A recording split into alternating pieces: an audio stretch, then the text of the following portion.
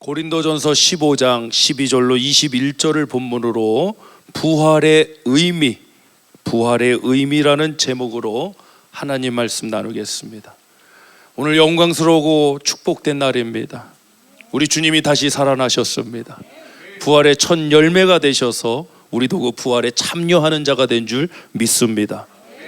사실 이 부활주일은 1년에 한 번 우리가 물론 절기적으로 지키지만 우리의 매주일, 매일매일의 삶이 부활인 것입니다. 하나님의 생명이 우리들 가운데 임한 줄 믿으시길 바랍니다. 부활이 무엇이냐? 죽었다가 다시 살아난다. 맞습니다. 그러나 이 부활에는 더 풍성한 의미가 있습니다. 조금 더 부활에 대해서 오늘 이 주일을 맞이해서 그 의미를 우리가 살펴보고 은혜를 나누고자 합니다. 부활이 있기 전에 전제 조건이 죽음이잖아요. 사실 십자가 사건도 부활이 없으면 십자가 사건이 무의미한 거예요. 십자가의 죽으심이 왜 우리에게는 구원의 역사, 소망이 되었는가? 부활의 역사가 있기 때문이에요. 죽음은 단순히 육체와 영혼의 분리가 되는 것이 아닙니다. 에덴 동산에서 선악과를 먹지 말라고 했을 때 하나님 처음 죽음이라는 단어를 말씀하셨습니다. 먹으면 정령 죽으리라. 여기서의 죽음은 세 가지 의미가 있다고 봅니다. 첫 번째로는 영적인 죽음입니다. 따라합시다. 영적인 죽음. 바로 근원 되시는 하나님으로부터의 단절이 되는 겁니다. 죄로 인해서 하나님으로부터의 단절, 그것도 죽음입니다. 둘째로 우리가 누구나 때가 되면 육체적으로 겪는 죽음을 의미해요. 근데 많은 경우가 이 죽음만 의미하는데 사실 죽음에도 세 가지 미닝이 있어요. 첫 번째는 영적인 죽음이에요. 하나님으로부터의 단절입니다. 하나님은 생명의 근원이십니다. 그 근원으로부터의 단절이기 때문에 이것을 죽음이라. 그래서 산 자지만 죽은 자라고 하는 겁니다. 두 번째는 우리가 모두 다 겪게 되는 육체적 죽음을 의미해요. 그리고 세 번째는 뭐냐? 세 번째 또 중요한 것이 바로 영원한 둘째 사망이에요. 계시록에 나오죠. 불못에 던져져서 영원한 형벌 가운데 놓이게 되는 영원한 사망이 있어요. 그래서 이걸 다 죽음이라고 그러는 겁니다. 그래서 부활의 의미도 이 죽음과 연결을 해서 생각해야 됩니다. 단순히 죽었다가 다시 살아났다? 여러분, 소생이라는 단어 아세요? 우리 의사 선생님들도 계신데 소생과 부활은 다른 겁니다. 성경에 이 소생을 경험한 사람이 누구냐? 바로 요한복음 11장에 나오는 죽었던 나사로입니다. 나사로는 실제로 죽었습니다. 장례식하고 있었습니다. 예수님이 그곳을 방문해서 나사로야 나오너라. 그럼 이 사건을 우리가 부활이라고 봐야 되느냐? 부활이라고 보긴 힘듭니다. 어떤 혹자들은 부활이라고 해석을 하기도 하지만 예수님의 부활과 연결해서 생각할 때 이건 부활이라고 할 수 없고, 그렇게 되면 문제가 뭐냐? 예수님보다 먼저 나사로가 부활의 첫 열매가 되는 거 아니겠습니까? 그래서 이거는 부활이라고 하면 안 됩니다. 그렇게 해석을 할 수 없죠. 그럼 이건 뭐냐? 소생이라고 그러는 겁니다. 육체가 다시 살아났어요. 그러면 다시 살아났던 나사로도 나중엔 어떻게 됐겠어요? 성경의 뒷이야기는 쓰여지지 않았지만 죽었겠죠. 다시 무덤에 들어갔겠죠. 언제일지 모르겠지만 그것을 부활이라고 하면 안 됩니다. 소생한 겁니다. 할렐루야. 예수님만이 부활의 첫 열매가 되신 줄 믿으시길 바랍니다. 여러분, 가족이나 가까운 분들의 죽음의 상황에 여러분 어떠세요? 매우 슬프지 않으세요? 매우 슬퍼요. 저는 가끔 보면 살아있을 때는 그렇게 불효하시던 분이 장례식 때 그렇게 슬퍼하시더라고요. 근데 그것도 어찌 보면 이해가 돼요. 후회와 후한이 남아서 그러시는 것 같아요. 그 마음도 좀 이해는 가요. 여러분, 죽음 앞에 우리는 매우 슬픕니다. 왜 슬플까요? 그러면 우린 죽음을 맞이할 때 왜 슬플까요? 사랑하는 사람의 죽음 앞에 우리는 왜 눈물이 나고 슬픈 걸까요? 그 의미를 한번 생각해 보셨나요? 저는 그렇게 생각합니다. 따라합시다. 죽음은 당연한 것이 아니다. 그래서 슬픈 거예요. 죽음이 당연하면 왜 슬퍼요? 그렇지 않습니까? 당연한 일인데 당연한 일이 아닌 거예요. 우린 영적으로 그걸 알기 때문에 우리의 감정을 비롯한 전인적인 반응이 나오는 거예요. 슬퍼요. 매우 슬퍼요. 우리 기독교가 이 지점에서 정확해야 됩니다. 죽음은 우리 모두 다 겪는 문제지만 죽음을 당연시 여겨서는 안 됩니다. 죽음을 어차피 사람 죽는 건 당연한 일이 아니야? 맞는 이야기지만 좀 위험할 수 있습니다. 왜냐하면 그것은 온전한 복음이 아니에요. 죽음이 당연하면 예수님은 왜 다시 살아나셨어요? 그렇지 않습니까? 예수님이 십자가에서 죽으셨다가 다시 살아나셨다는 것은 죽으면 안 된다는 강력한 메시지인 거예요. 할렐루야. 저는 이 부활주일, 우리가 부활의 의미라는 이 설교를 통해서 첫 번째 의미, 아주 중요한 의미입니다. 바로 죽으면 안 된다는 겁니다. 죽으면 안 된다. 우리 옆 사람 바라보면서 죽으면 안 된다. You never die. You never die. 죽으면 안 된다. 네. 적어도 체육대회 때까지 살아계셔. 자, 본문 12절 보겠습니다. 고린도전서 본문 12절. 시작. 그리스도께서 죽은 자 가운데서 다시 살아나셨다 전파되었거늘 너희 중에서 어떤 사람들은 어찌하여 죽은 자 가운데서 부활이 없다 하느냐. 만일 죽은 자의 부활이 없으면 그리스도도 다시 살아나지 못하셨으리라. 그러니까 죽음이 당연한 게 아니라는 거예요. 살아야 된다는 거예요. 그래서 예수님이 살아나셨다는 거예요. 어느 순간부터 우리 기독교가, 교회가 죽음을 당연하게 여겨버려요. 정말 위험한 지점입니다. 죽음은 당연하지 않습니다. 여러분, 살아야 됩니다. 살려야 합니다. 할렐루야. 14절 이어서 보겠습니다.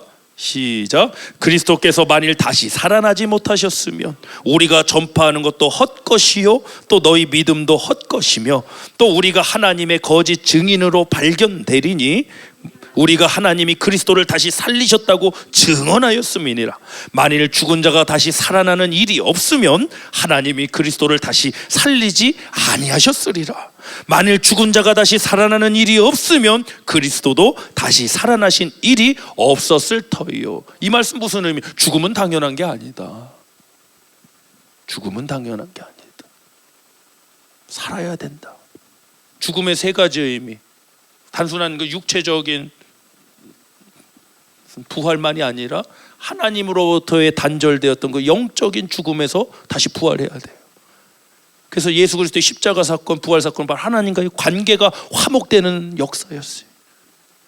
그리고 영원한 불못에 던져지면 안 돼요. 영원한 지옥불에 던져지면 안 돼요. 영원한 사망에서 영원한 형벌을 우리를 제하셨다고 성경은 말해요.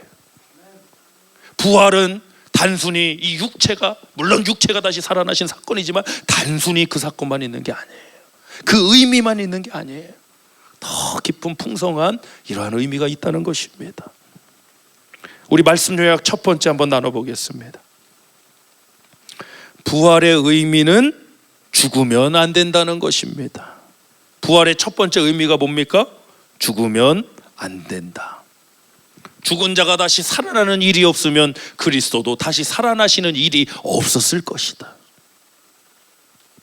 부활은 죽으면 안 된다라는 의미입니다. 하나님의 강력한 메시지입니다. 이 죽음의 문제 앞에 우리 인간은 죽음의 문제를 해결할 수 없습니다. 그렇죠? 인간 스스로 죽음의 문제를 해결할 수 없습니다. 근데 또 하나님은 죽으실 수 있어요, 없어요? 없어요. 이 두 가지 문제가 해결돼야 돼요. 인간은 죽음의 문제를 해결해야 되는데 인간은 또 이 문제를 해결할 수 없고, 또 하나님이 하셔야 되는데 하나님은 죽으실 수가 없네. 그래서 인카네이션, 성육신하신 우리 예수 그리스도, 완전한 하나님이시며 완전한 인간으로 오신 예수님만이, 할렐루야, 그분만이 우리의 구원의 유일한 통로가 되셨고 죽음에서 다시 하나님의 능력으로 살아나셔서 부활의 첫 열매가 되신 우리 주님이십니다. 본문 말씀 보겠습니다. 17절입니다. 시작. 그리스도께서 다시 살아나신 일이 없으면 너희의 믿음도 헛되고 너희가 여전히 죄 가운데 있을 것이요. 우리의 죄 사함이 안 돼요. 십자가가 너무 중요합니다. 십자가 없는 부활은 없으니까요. 함께 봐야 됩니다. 또 십자가만 강조할 수 없습니다. 십자가만 있으면, 다시 살아나신 일이 없으면 우리 믿음도 헛되고 우리가 아직 죄 가운데 있을 것이다. 단순히 십자가 사건만이 아니라 부활의 역사가 함께 있어야 돼. 18절 이어서 시작. 또한 그리스도 안에서 잠자는 자도 망하였으리니 만일 그리스도 안에서 우리가 바라는 것이 다만 이 세상의 삶뿐이면 모든 사람 가운데 우리가 더욱 불쌍한 자이니라. 그러나 이제 그리스도께서 죽은 자 가운데서 다시 살아나사 잠자는 자들의 첫 열매가 되셨도다. 사망이 한 사람으로 말미암았으니 죽은 자의 부활도 한 사람으로 말미암는도다. 아멘. 바로 인자이신 예수 그리스도로 말미암는 줄 믿습니다. 예수 그리스도께서 죽은 자 가운데서 다시 살아나셔서 잠자는 자들의 첫 열매가 되셨습니다. 부활의 첫 열매입니다. 예수님은 생명의 근원이시고 성육신하신 하나님이십니다. 우리 요한복음 1장 1절에서 우리가 지금 요한복음 공부도 하고 있는데요, 1절부터 4절 말씀 한번 보겠습니다. 시작.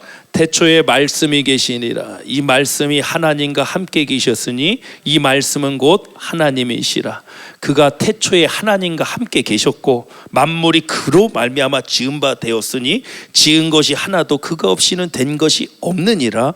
그 안에 생명이 있었으니 이 생명은 사람들의 빛이니라. 아멘. 예수님은 창조 이전부터 존재하셨죠. 역사적으로 2000년 전에 예루살렘에 오셨지만 예수님은 창조 이전부터 존재하셨고 세상이 창조할 때도 존재하셨고 그 안에 생명이 감춰져 있더라. 그럼 우리가 사망에서 생명으로 옮겨가기 위해서는 바로 그를 만나야 되는 거예요. 생명의 역사가 되기 위해서는 바로 이 근원, 시작부터 회복이 되어야 됩니다. 생명의 시작 주관자 되시는 하나님으로부터 구원의 역사가 임해서 부활, 새로운 생명의 역사가 나타난 줄 믿습니다. 오늘 부활의 의미라는 제목으로 말씀 나누고 있습니다. 두 번째 말씀력 나누겠습니다. 부활의 의미는 새로운 시작이라는 것입니다. 부활의 의미는 새로운 시작입니다. 죽음이라는 비극적 이야기가 부활로 극적인 이야기가 돼버렸습니다. 비극이 극적인 이야기가 돼버렸어요. 그게 바로 부활의 사건이에요. 인간은 하나님의 형상을 따라 창조된 존재, 하나님의 생기가 들어간 생명이 된 존재. 그러니까 인간의 이 디자인도 하나님의 형상을 따라, 그 코에 누구의 생기가 들어가요? 하나님의 생기. 그러니까 인간이란 존재는 하나님 없이는 존재할 수 없고 살 수 없는 존재예요. 인간의 출발이 그래요. 태생이 그래요. 여러분 정말 셀프 디나이는 참 필요한 일이죠. 자기 부인하라 그랬는데 이 자기 부인을 넘어서는 자기 비하. 자기 비하 있죠. 자기를 부정하고 나는 못난 인간이야. 나는 무엇 해도 못해. 안 돼. 그래서 그런 말 모태 신앙은 맨날 못한다고 그러면 못해. 기도도 못해, 전도도 못해, 예배도 못해. 모태신앙을 제가 우리를 진짜 부정하는 일이 뭔지 아세요? 나를 부정하는 일이. 누가 나에 대해서 뭐라고 했다고 내가 부정당하는 게 아니에요, 여러분. 진짜 나를 부정하는 일은요, 내가 하나님을 믿지 못하는 게 스스로 나를 부정하는 거예요. 나는 하나님의 형상으로 지음받고 하나님의 생기로 지음받은 그 인간이란 존재인데 그 하나님을 믿지 못한다는 게 나라는 존재를 부정하는 일이에요, 사실. 누가 나 무시하면 기분이 어때요? 나빠요. 저희 와이프만 나빠요? 여러분은 괜찮으세요? 누가 나 무시하면 기분이 어때요? 그래서 나는 시계부터 풀라고 그냥 가만둬. 네가 뭔데부터 나오지 않겠어? 네가 뭔데? 근데 우리 스스로 나라는 존재를 부정하고 있는 게 뭐냐? 여러분이 하나님을 인정하지 못하고 믿지 못하는 그 자체가 여러분의 존재를 부정하는 일이에요. 단순히 내가 종교가 있네 없네 차원이 아닙니다. 이것은 왜? 우리 인간의 존재 자체가 하나님과 연결된 존재, 하나님의 형상, 하나님의 생긴 존재. 그 하나님을 믿지 않는데 그 하나님을 인정 안 하는 거 곧 나를 부정하는 거 아니에요, 여러분? 여러분을 스스로 사랑하셔야 돼요. 여러분 스스로를 인정하셔야 돼요. 할렐루야. 옆 사람을 쓰다듬을 수 없으니까 내 뒷머리를 쓰다듬으면서 나는 괜찮은 사람이다. 해보세요. 나는 괜찮은 사람이다. 난 괜찮은 사람이에요, 여러분. 세상이 여러분을 뭐라고 정의하든, 저 사람이 뭐라고 나에 대해서 떠들든, 왜 나 스스로 나라는 존재를 부정하냐고. 그 어려움의 시간에도 나는 하나님을 믿고 인정하고 나간다는 거예요. 그게 스스로를 존중하고 인정하는 길이에요. 이런 말 들어보셨죠? 죄는 미워하되 누구는 사랑해요? 죄인은 사랑하라고. 많이 들어보셨죠? 죄는 미워하되 죄인은 사랑하라고. 그게 성경적인 얘기입니까? 제가 그럼 질문 드릴게요. 죄는 미워하되 죄인은 사랑하라 그랬죠? 그럼 죄가 지옥 갑니까? 죄인이 지옥 갑니까? 희한하네. 물론 무슨 미닝인지는 알겠어요. 그러나 거기에는 정말 큰 위험이 도사리고 있어요. 죄는 미워하되 죄인은 사랑하라. 근데 가만히 생각해보면 죄가 지옥에 가는 게 아니라 그 죄인이 지옥에 가. 그리고 성경을 보니까요, 시편 5편 4절로 6절의 말씀을 한번 찾아주시면 좋겠어요. 시편 5편 4절로 6절입니다. 스프라울 목사님이 이것을 강력하게 주장을 하셨어요. 스프라울 유명한 목사님.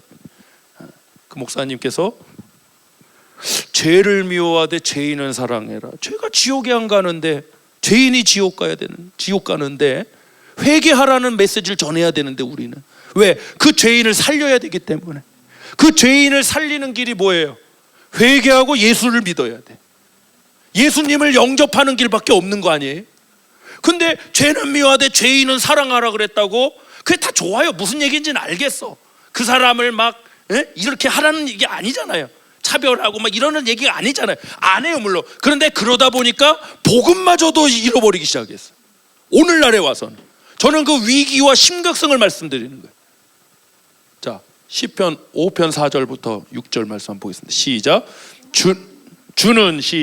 주는 죄악을 기뻐하는 신이 아니시니 악이 주와 함께 머물지 못하며 오만한 자들이 주의 목전에 서지 못하리이다. 주는 모든 행악자를 미워하시며 6절 거짓말하는 자들을 멸망시키리이다. 여호와께서는 피 흘리기를 즐기는 자와 속이는 자를 싫어하시나이다. 이런데 오히려 죄인을 사랑하라 그랬다고 그래서 회개를 하라는 메시지도 전하지 않고, 십자가, 부활, 그저 사람 듣기 좋은 이야기만, 복 받아라, 긍정적으로 생각해라, 너는 혼자가 아니야, 다 좋은 말이지만 복음이 없으면, 오늘 나는 본문 말씀에서 뭐라, 예수님이 다시 살아나지 못하셨으면 너희 믿음도 헛것이요.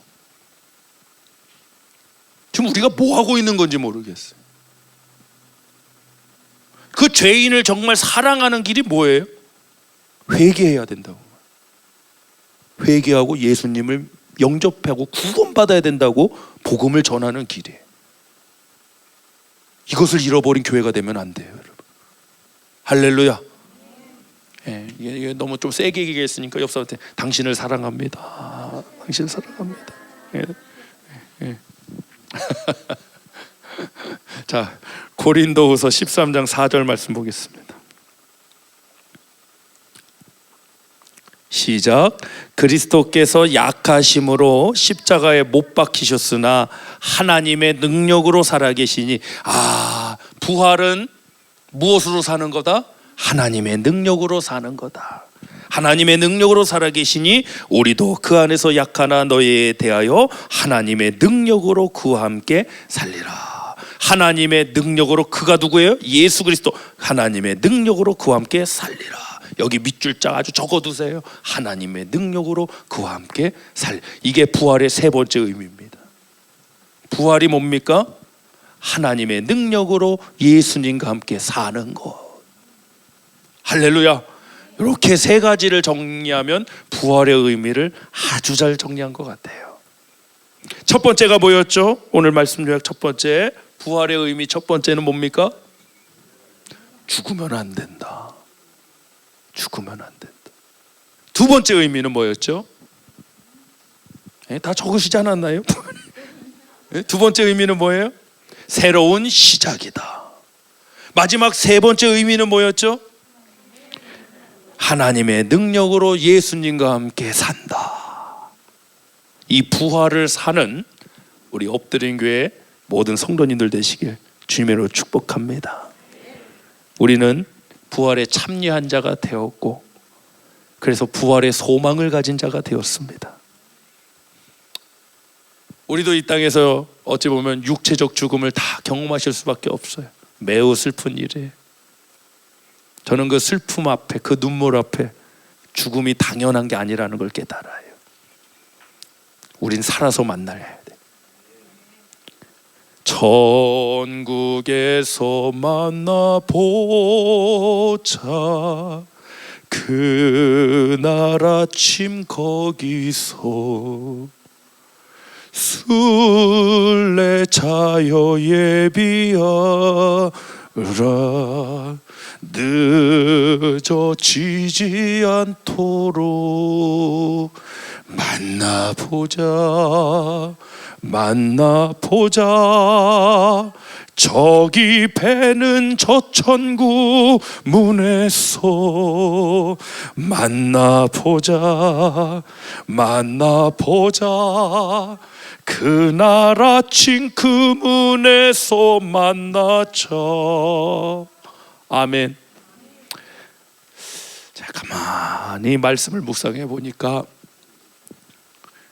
하나님, 예수님 하신 말씀이 다 이유가 있어요. 다 이유가 있어. 성경에 뭐라고 그랬냐?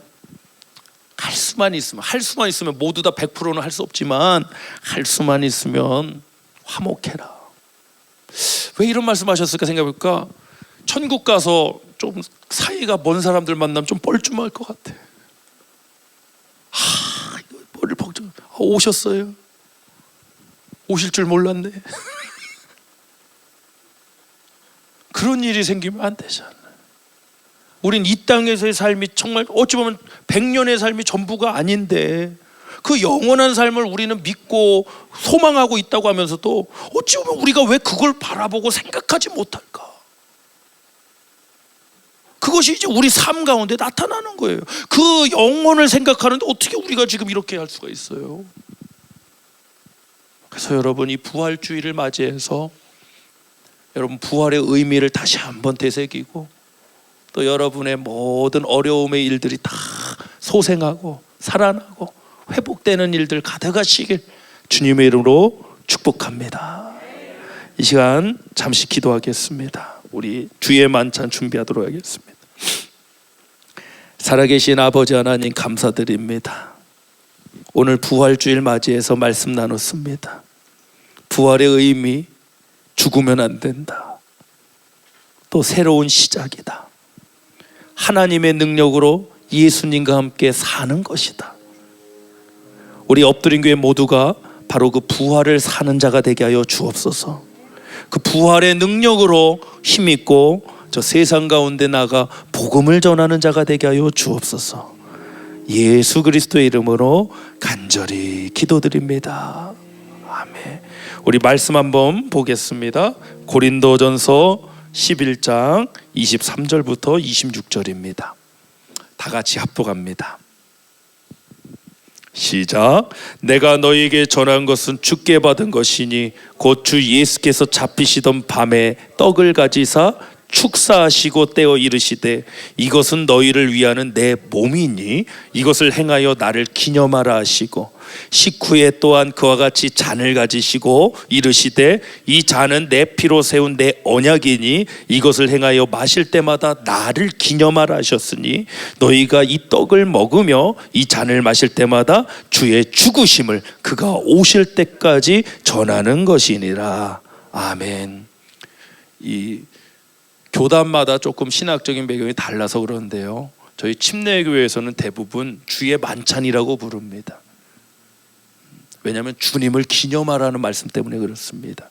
그래서 성만찬, 성찬식 다 동일한 얘기입니다.